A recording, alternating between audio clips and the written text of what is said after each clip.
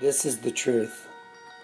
Everyone, you and I, your family, all your loved ones, and all your friends, even your enemies have been born into a prison. Your warden is ruthless. He even despises and hates all of you. He has legal ownership of you and everyone else. He enjoys knowing your fate is endless suffering and agony. You are in a prison that cannot be broken out of. The bars are unbreakable, uncuttable, impenetrable. The prison itself is inescapable.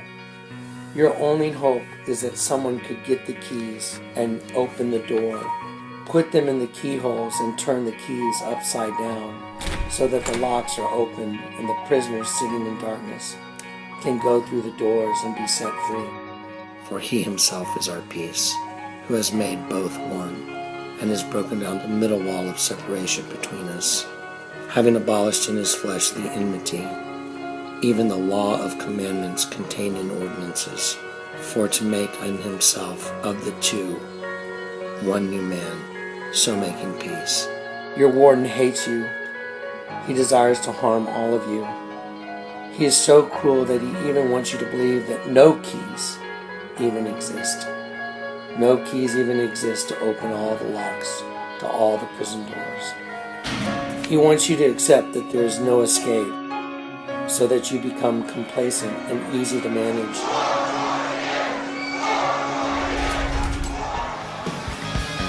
Welcome to the jungle.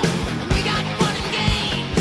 We got everything you want. He wants you to be comfortable in your cell, so that it is no longer a cell. He wants you to believe that you are no longer in a prison. He wants you to forget that it is a prison at all. He is willing to give you many things to distract you and take your mind off the reality of your incarceration.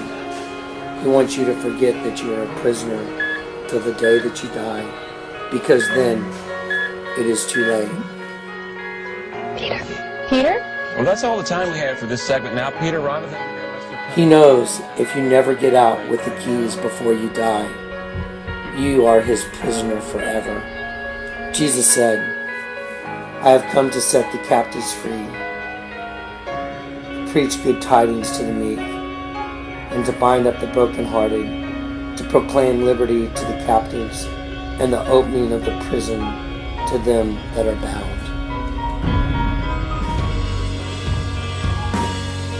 There is only one way to escape. You must recognize the one who is your Redeemer. And when you recognize him, he will give you the key to your dungeon that you were born into and set you free as he has all the others.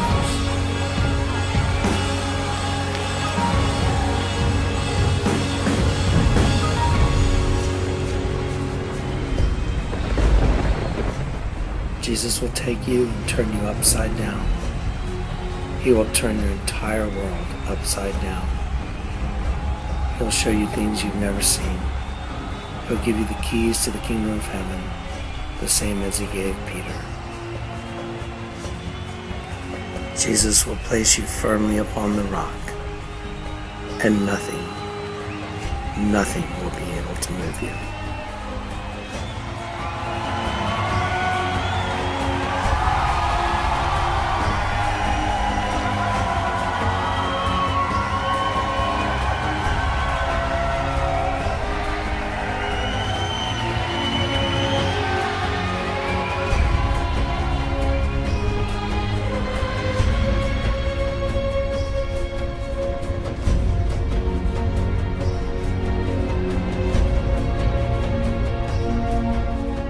Definition of spirit. Spirit is breath. In Genesis 2 it states, And the Lord God breathed the breath of life into Adam, and man became a living soul. This is a mitochondria. The mitochondria produces all the breath in every cell in the human body. The mitochondria is responsible for cellular respiration, which sustains all life. Mitochondria is the powerhouse of the cell. It does aerobic respiration, the breakdown of glucose using oxygen, And it is one of the three major endosymbiotic organelles, the nucleus, chloroplast, and mitochondria. Consider this. What would happen if another race of beings, namely Satan and the fallen angels, were to breed with humans in order to create a new race of beings? Would not the new race be birthed within the human race itself? Genesis 6 tells us exactly that. It states, when the sons of God had intercourse with human women, they gave birth to the Nephilim. Nephal means fallen. Im means ones. So they gave birth to the fallen ones. This new seed would make desolate the temple of God. The introduction of the serpent seed into our bodies would make desolate the temple of God, which is our bodies.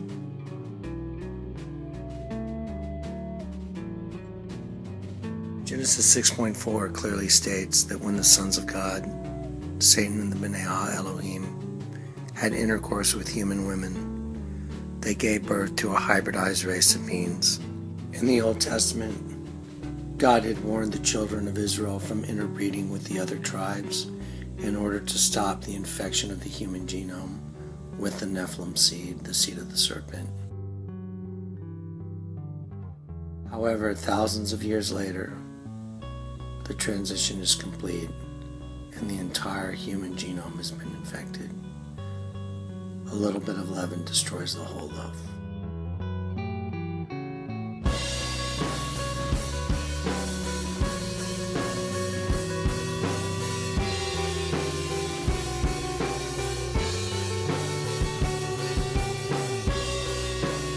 The same as the days of Noah.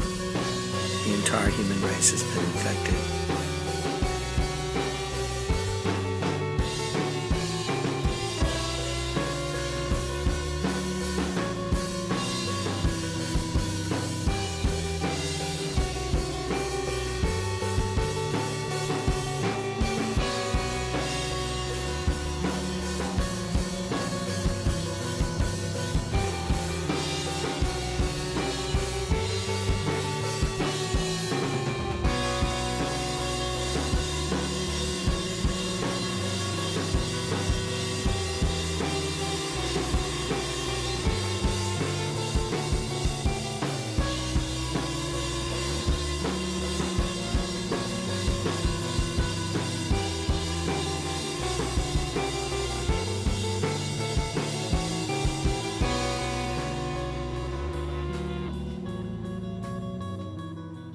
This new seed would make desolate the temple of God, which is our bodies. And our breath or our spirit would be appropriated or used to give birth to the new race of beings within our own bodies. It would create a race of immortals within a mortal body. Psalm 82 states, Psalm 82. God standeth in the congregation of the mighty. He judgeth among the gods. How long will ye judge unjustly, and accept the persons of the wicked, Selah? Defend the poor and fatherless. Do justice to the afflicted and needy. Deliver the poor and needy. Rid them out of the hand of the wicked. They know not, neither will they understand. They walk on in darkness. All the foundations of the earth are out of course. I have said, Ye are gods, and all of you are children of the Most High. But ye shall die like men, and fall like one of the princes. Arise, O God, judge the earth, for thou shalt inherit all nations.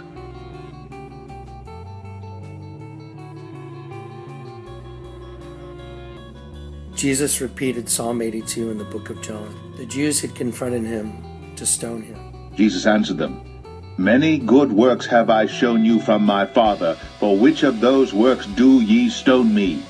The Jews answered him, saying, For a good work we stone thee not, but for blasphemy, and because that thou, being a man, makest thyself God.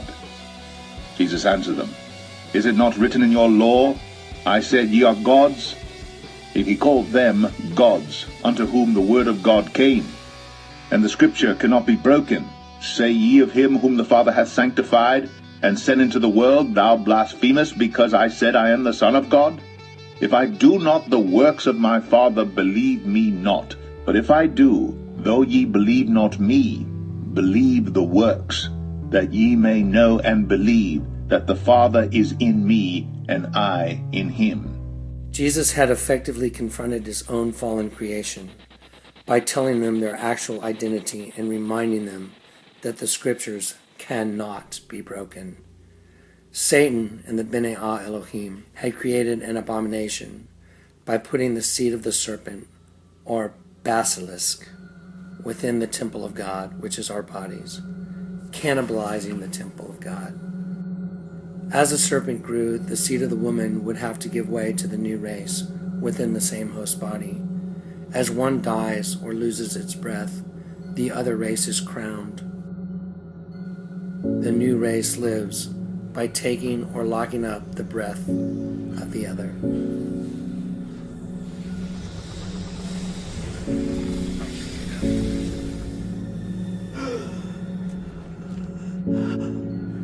A cannibal now rules the system, and a basilisk, a legendary serpent, now sits on the throne.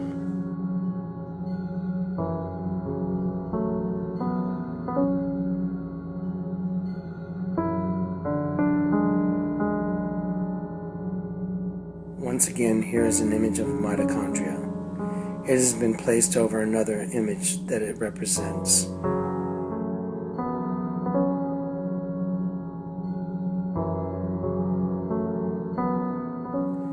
Here is an image of a sheep.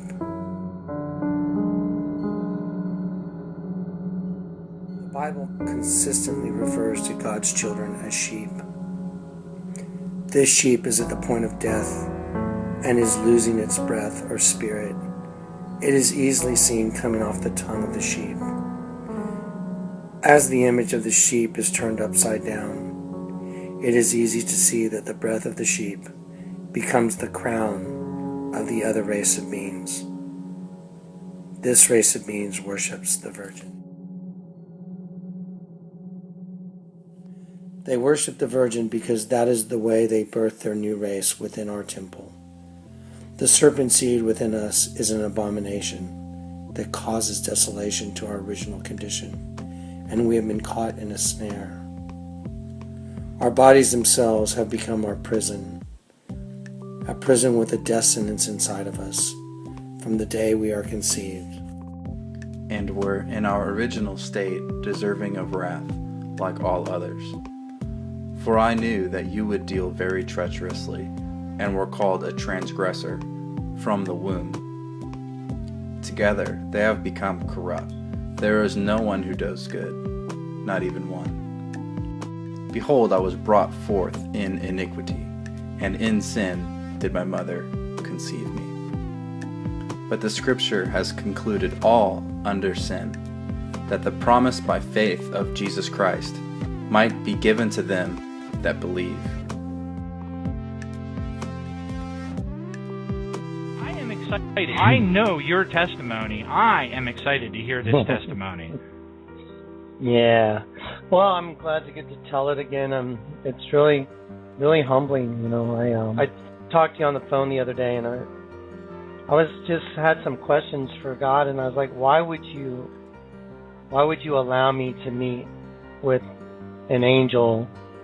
Well, I mean, who gets to meet with an angel, and why? And I still have some questions.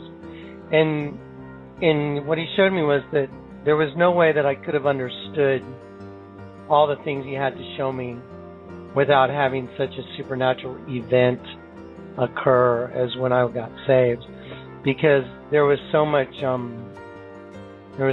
information that was transferred that night.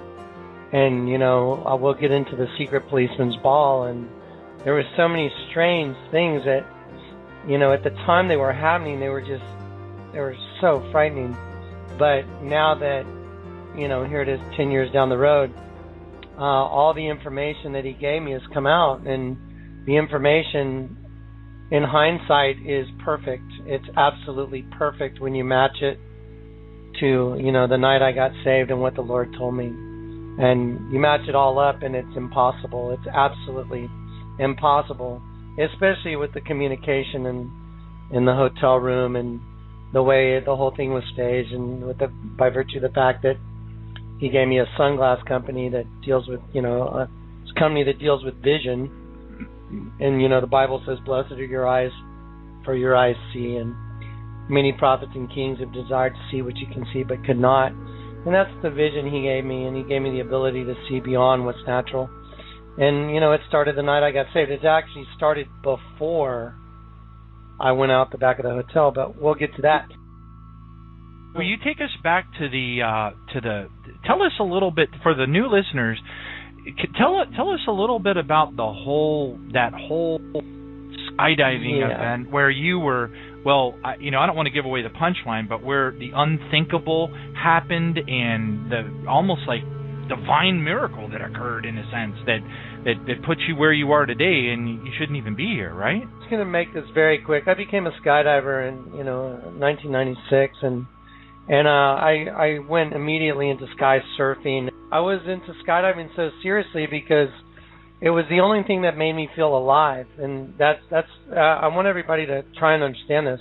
I was so dead in my sins that the only way I ever felt alive once I started skydiving was I had to be on the edge of death all the time just to feel like I was alive. It's a very strange paradox. That's where the skydiving thing took off. But then there were several times where the unthinkable happened, and I had the first one was my parachute blew up, my main canopy blew up.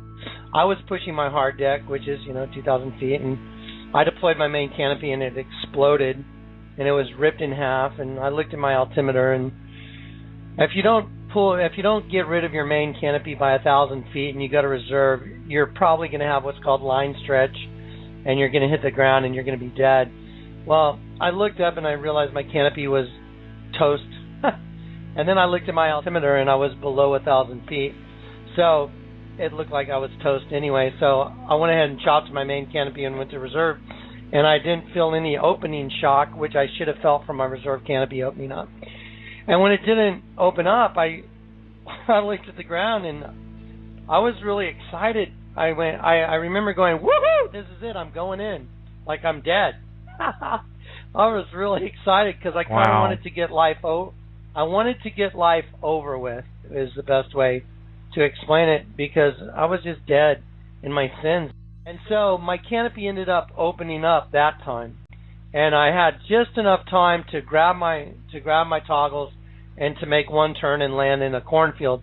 So I landed that one, but then later on I had a very serious accident and on a hook turn, and I bounced and I hit the ground going over 120 miles an hour probably.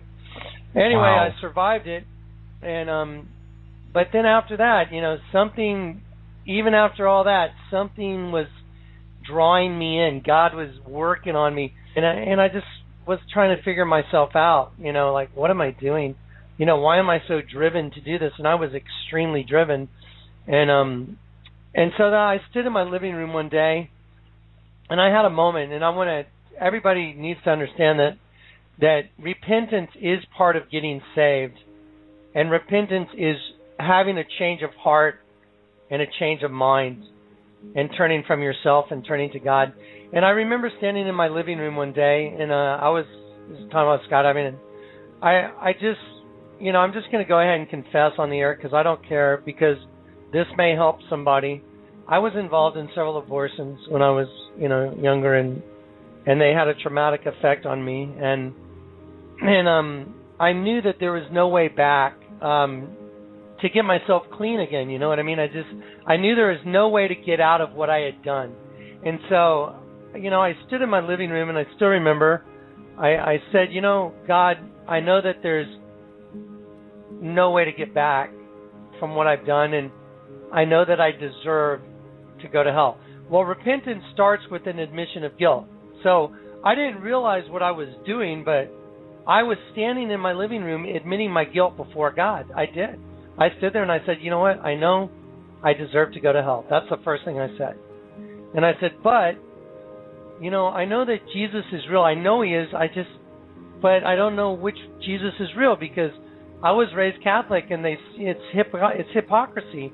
They say don't do this, and then you go and you do it all week. You go on Sunday, you confess it, you go back, do it all week, go back on Sunday. It's just a cycle, and there was nothing different, and so I just saw hypocrisy in religion my whole life, and so I said, God, if Jesus is real, and I know he is, but the Catholics say they have the right Jesus, and the Jehovah's Witnesses say they have the right Jesus. And I have a friend who's Mormon. He says, if you don't have our Jesus, you're going to hell, and you got the wrong Jesus. So everybody has their own Jesus. And I was like, wait a minute. You can't all have the same or different Jesus and be right. There's no way. It's impossible. And so that's where it started. I confessed that I deserved to go to hell, and I admitted my guilt before God. And then I asked humbly, who is the real Jesus? Would you please show me who he is?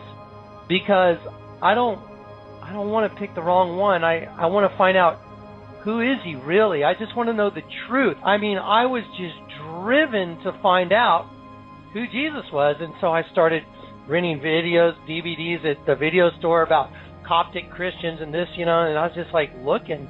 And I was praying, and I noticed that when I was praying, I'd say, God, am I getting close? Am I getting warm?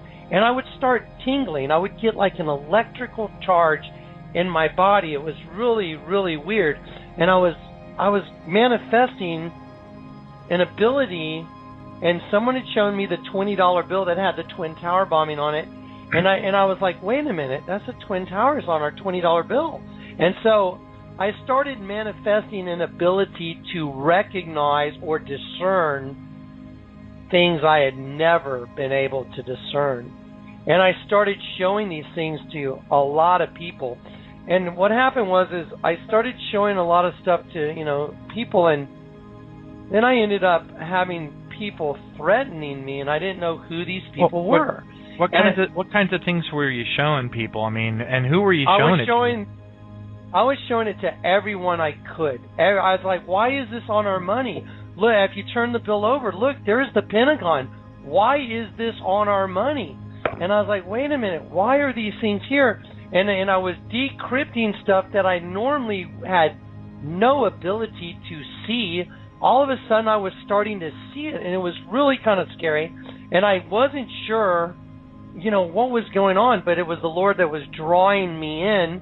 And then I started getting threats from people, and I didn't know who these people were. And I ended up in a high-speed chase trying to get away from these people that were threatening me. I mean, and I was on the highway one day, and a car pulled in next to me. I was on a 3-lane highway, and a car pulled up next to me, and a truck pulled in front of me, and the truck slowed down, and the car pulled up. It was kind of like, the way the feds would pull someone over. And then this truck had this cylinder in the back of the truck, and all of a sudden this thing opened up, and it started dusting my car like with crop dusting, and it was this chemical dust coming out of this truck like a crop duster, and it was like 1 a.m. on the highway. And I was trying to get away. I could not get away from these people. And I mean, I literally almost went off the road and crashed. I happened to have a whole box of sunglasses in the car with me because I had a sunglass company, and I had a respirator in the car because I'd been carving metal that day. And I put the respirator on, and I put on a pair of sunglasses, and this dust was coming through the air vents in the car, and it was getting on the glasses, and it would smear. It was like oil almost. And so I had to keep changing glasses while I was trying to get away from these people. And I was like going, who the hell are these people? What is this dust? Is this stuff going to kill me? I mean, I had no clue what was going on. So anyway, that's where this started. Once that started, I called my girlfriend at the time, who I ended up marrying. She's from the DuPont family. And I'm not going to give anyone her name, but her nickname, I called her Lou.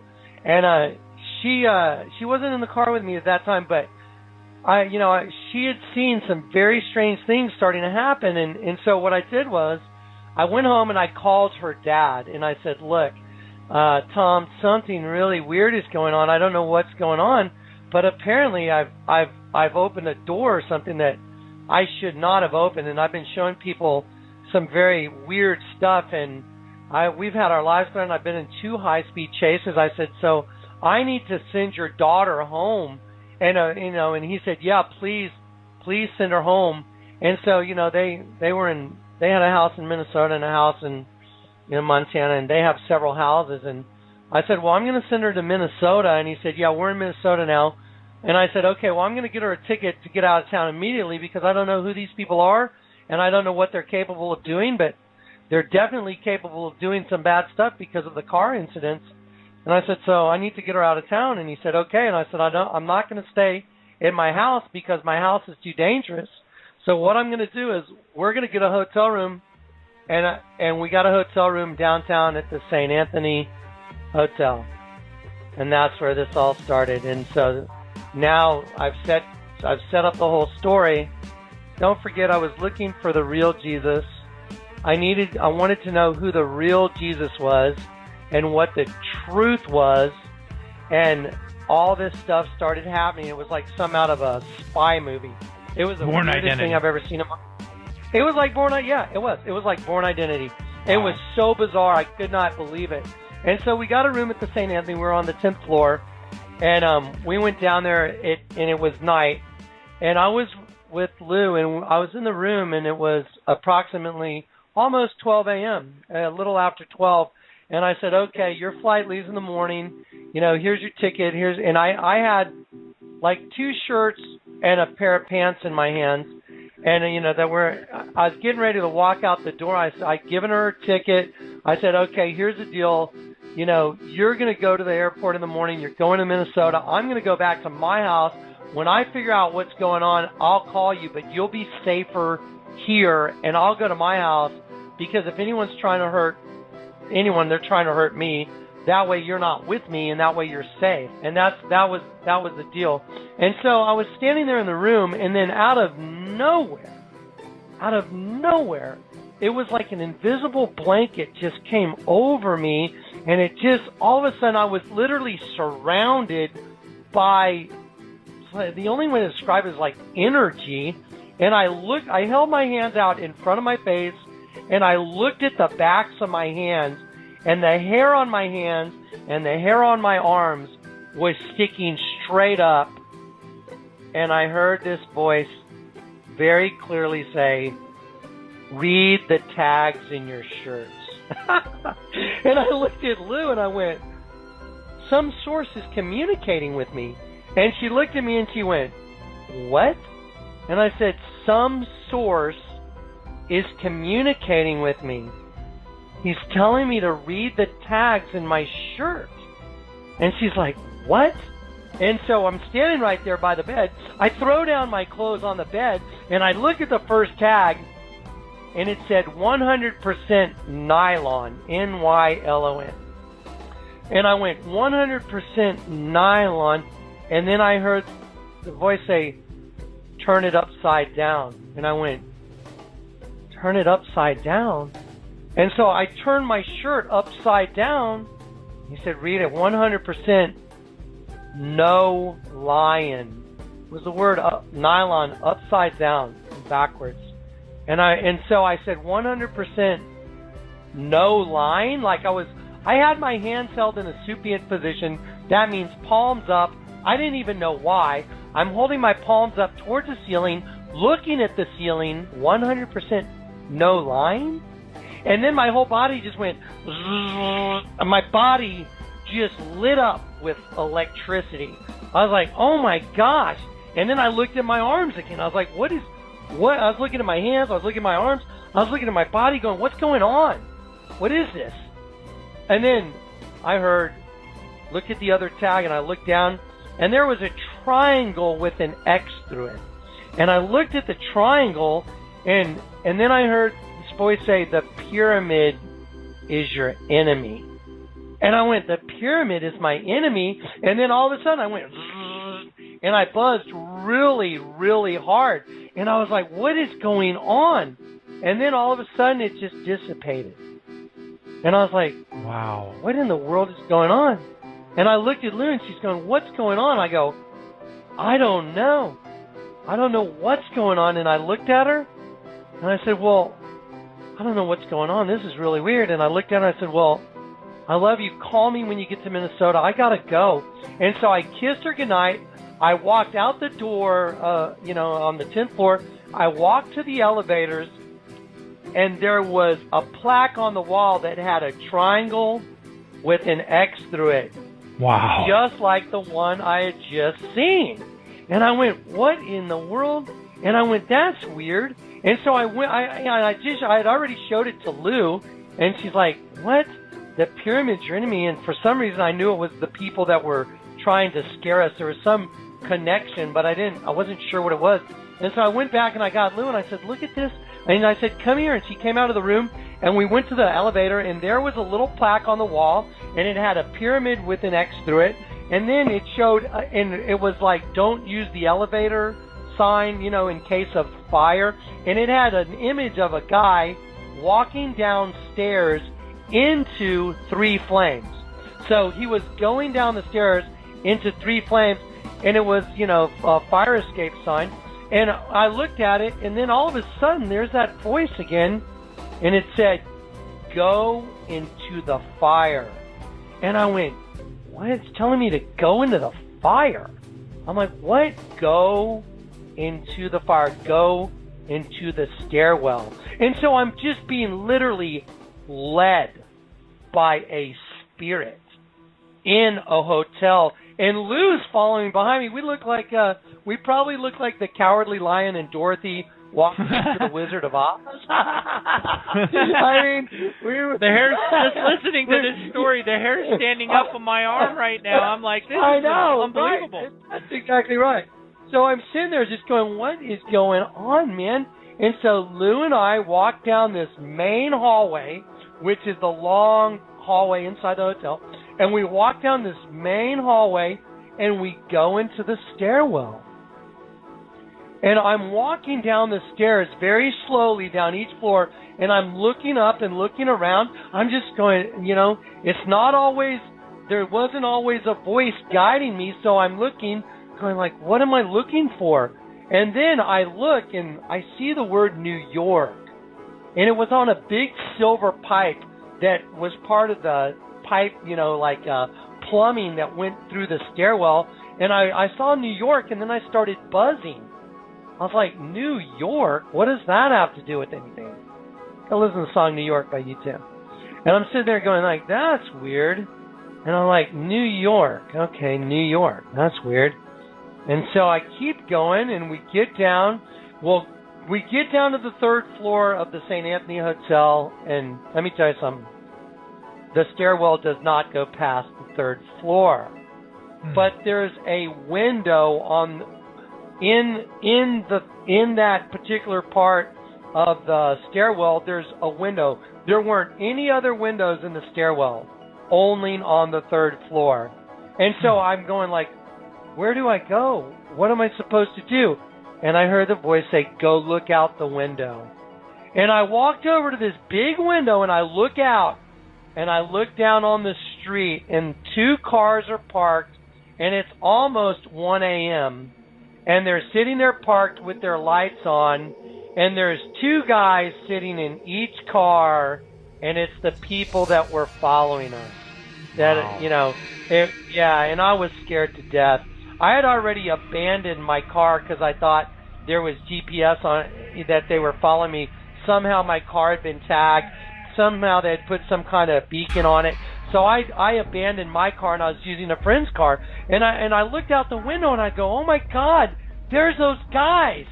And I was like scared to death. I was like, those are the guys. These are the guys that are trying to hurt us. Wow. And the Lord said, those are your enemies. What in the world is going on? And then he said, go to the other stairwell. And I said, come on, Lou, we got to go, man. We can't get out of here. We got to get out of this hotel. Those guys are here. Let's go to the other stairwell. We'll get out of here. We'll sneak out the other side. We'll get a cab and get out of here. And so she's like, she's scared now. We're both scared. We're like, oh, my God, these guys are here for us. So we walk down the main hall, we go out of the stairway, into the main hall, we walk all the way to the other side, to the other stairwell. We go in, and guess what? It's under construction. There's construction going on, and the passage to the bottom is blocked. We cannot exit the hotel. And I'm like, oh no, what am we supposed to do? And then I look, and there's this door. And it says, do not open door or alarm will sound. And I heard the Lord say, go and open the door. And I'm like, and I'm just buzzing. I'm looking at my arms. I'm looking at my, just going, what is going on, man? And I go up to the door, and this is unbelievable. This is when I started praying to God. I was like, I mean, really praying. I was like, Lord, in the name of Jesus Christ, tell me what to do. And all of a sudden, man, I realized, man, I think I'm talking to God here. This has to be God. And he said, go through the door. And I looked at Lou, and I said, Lou, he's saying go through the door. And she grabbed my arm. She goes, don't go through the door. Don't open the door. And I said, Lord, in the name of Jesus Christ, tell me what to do. Jonathan, go through the door. Open the door. And I said, Lou, he's saying go through the door. And she goes, no, don't open the door. The alarm will sound. These people will find us. And I said, Lord, in the name of Jesus Christ, please tell me what to do. Go through the door. And so I just pushed the door open, almost like I wasn't in control of my own body. Wow. And as soon as that door opened, I literally walked out into a different world. I walked out the back of that door. I had overcome a fear that was so great. When I opened the door, I no longer even cared that the guys were at the other end of the hotel. That went away instantly. I walked out, and I was now in complete and utter control of some other spirit that was now guiding me, because I had taken a leap of faith that was so big that no one would normally do this. And I pushed the door open, and then I was under the control of this spirit that was leading me. As I walked out the back of the hotel, there was a horizontal metal stairs. They were horizontal to the ground. I started walking on them, and they turned into a 45 degree. They were spring-loaded, and as I walked out, they went down, and they went, and they hit the ground, and I stepped off those stairs, and waiting for me right there, waiting for me to hit the ground. This guy, he looked, the only way I can describe the guy is if anyone's seen the movie and it was an angel, and I say guy, but I'll explain that in a minute. He looked like the guy from the movie Kingdom of Heaven. There's a movie called The Kingdom of Heaven, and with Liam Neeson, and there's a guy that plays the right-hand man of Sahaladin in the movie. I forget the actor's name, but that's who this guy looked like. But he was waiting there for me, and he looked at me, and I was under the control of something completely different than what had been controlling me in my entire life. I was connected to a different server. This guy looked at me, and he says, "Pray with me, my brother." And he came alongside of me, and he was in complete and utter control. I could only do what he said. He said, "Pray with me, my brother." Then he said, we held our hands, palms up towards the sky. And he said, "In the name of Jesus Christ, our Father who art in heaven, hallowed be thy name. Thy kingdom come, thy will be done on earth as it is in heaven. Give us this day our daily bread, and forgive us our trespasses as we forgive those who trespass against us. And lead us not into temptation, but deliver us from the evil one. For thine is the kingdom and the power and the glory forever and ever. Amen." And the second that happened, I was instantaneously a different person. I was filled with light. I was in a different world. I was no longer of the earth. I was on the earth, but I was no longer of it. I was instantly filled with light. All the information that I put out in all these videos was instantly downloaded into me. It was like a computer getting a complete new hard drive, and I got a complete download, and I was instantly, completely, and utterly mesmerized by this new spirit. Everything bad was gone. The new had come. I was a new creation. I stood there in complete stupefaction even holding my hands out to the side still, stunned, completely and utterly stunned. And Lou is sitting there watching. She's coming down the stairs, and she's like, what is going on? And she's just sitting there looking at me and looking at, it was Michael. She's looking at both of us, and then I looked at him because I knew he had instructions for me. And I looked at him and I said, what am I supposed to do? And he said, now don't forget, the first thing in the hotel room was 100% no lying. That was my first communication from the Lord. And so then it was time to be put to the test. You must understand when I tell you this next part. Do not think that I in any way advocate praying to the Virgin Mary, because I am a witness against virgin worship. I am a witness against the Catholic Church. I am a witness against Satan and the satanic use of idolatry. So let me back up. After I said the Our Father and I was filled with light, that's when Michael stepped away from me and he said, now you pray a Hail Mary. And I looked at him like, what? What? Pray a Hail Mary? I knew it was wrong. Inherently, I didn't even have to think about it. I knew it was wrong now. And I looked at him like, what? And he said, you. Like you. You pray a Hail Mary. And I looked at him in a confused way, and he nodded, just do it. And so I had my hands up still, and I started saying a Hail Mary, and as I said it, light and energy were leaving my body instantly. I mean, it felt like I was reverting as I said that prayer, and I knew that's what death was, that somehow death was associated with the prayer that had come out of my mouth about the Virgin. And I was like, and he was trying to show me that's where death comes from, because I felt life leaving my body. I was full of light and life, and now I felt death again. He even stepped away from me. He got some distance away from me. And then as I started praying the prayer, life and light and energy started leaving my body. Life and light and energy, breath left my body. Now you know why he told me to pray the Hail Mary. To show me where death came from.